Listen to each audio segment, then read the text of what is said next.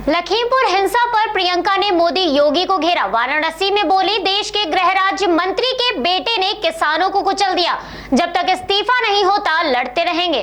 कांग्रेस महासचिव प्रियंका गांधी ने रविवार को वाराणसी के जगतपुर में किसान न्याय रैली की। प्रियंका ने अपनी बातों की शुरुआत मां दुर्गा का आवाहन करके किया। उन्होंने बताया, इस देश के गृह राज्य मंत्री के बेटे ने लखीमपुर में अपनी गाड़ी के नीचे 6 किसानों को कुचल दिया। यहाँ के मुख्यमंत्री गृह राज्य मंत्री का बचाव कर रहे हैं, जिसके बेटे ने ऐसा काम किया।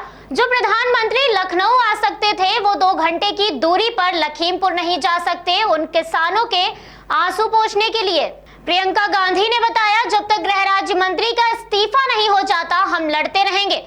उन्होंने बताया, मैंने वहां जाने की कोशिश की तो रास्ते में हर तरफ पुलिस की घेराबंदी थी, लेकिन अपराधी को पकड़ने के लिए कोई नहीं निकला। अपराधी को निमंत्रण भेजा कि आकर हमसे बात करिए। क्या किसी देश में ऐसा देखा है कि किसी अपराधी को पुलिस निमंत्रण दे? कांग्रेस नेता अजय राय ने प्रियंका गांधी को भेंट की तलवार और आगे क्या क्या कहा। जब किसान नक्षत्र सिंह के घर गई तो परिवार ने बताया कि उनका बेटा सीमा सुरक्षा बल में दाखिल हुआ है। जब मैं रमन कश्यप पत्रकार के घर गई तो बताया गया कि उन्हें जीप के नीचे कुचला गया क्योंकि वे सच का वीडियो बना रहे थे।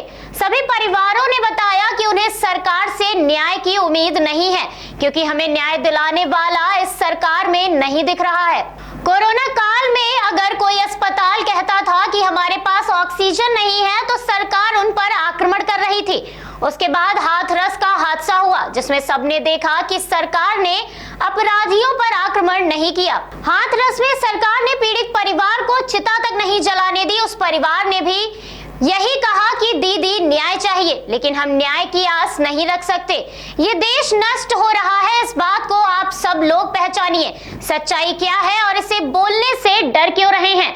समय आ गया है, चुनाव की बात नहीं है, अब देश की बात है। ये देश आपका देश है, भाजपा के नेताओं, मंत्रियों और प्रधानमंत्री की जागीर नहीं। अगर आप जागरूक नहीं बनेंगे और उनकी राजनीति में उलझे रहेंगे तो आप कुछ नहीं बचा पाएंगे। आपको जो आंदोलनकारी और आतंकवादी कहते हैं उनको न्याय दिलाने के लिए मजबूर करिए। कांग्रेस के कार्यकर्ताओं को जेल में डालिए और मारिए, लेकिन हम डरेंगे नहीं। जब तक वो गृह राज्य मंत्री इस्तीफा नहीं दे देता हम चुप नहीं बैठेंगे। हम कांग्रेस के कार्यकर्ता हैं, हमने देश की आजादी की लड़ाई लड़ी है, हम किसी से नहीं डरेंगे।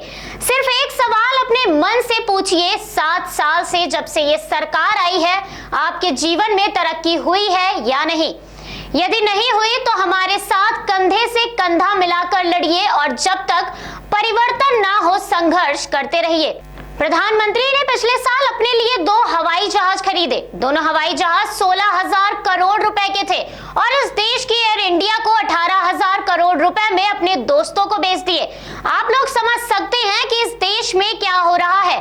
दलित, निषाद और महिला सभी त्रस्त हैं, लेकिन मीडिया में हमेशा यही आता है कि हम सभी सुरक्षित हैं। इस देश में 2 तरह के लोग सुरक्षित हैं, एक जो भाजपा के नेता हैं और दूसरे जो उनके खरबपति मित्र हैं।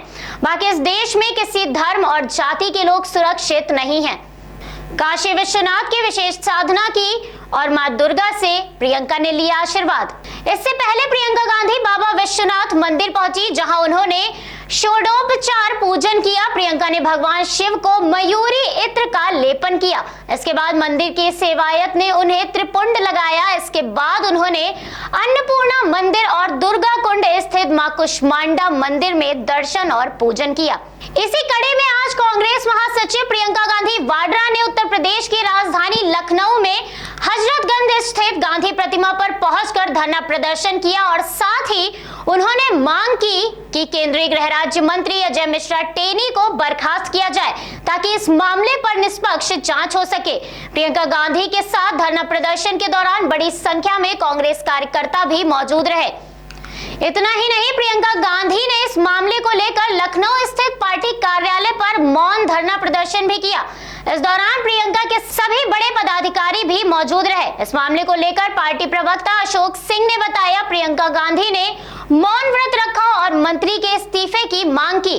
कांग्रेस मांग करता है कि पीड़ित परिजनों को न्याय दिलाने के लिए मंत्री इस्तीफा दें।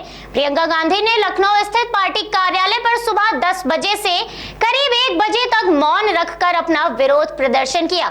अब इस मामले में आगे क्या होता है, इसकी अधिक जानकारी के लिए देखते रहिए AVP 24 न्यूज।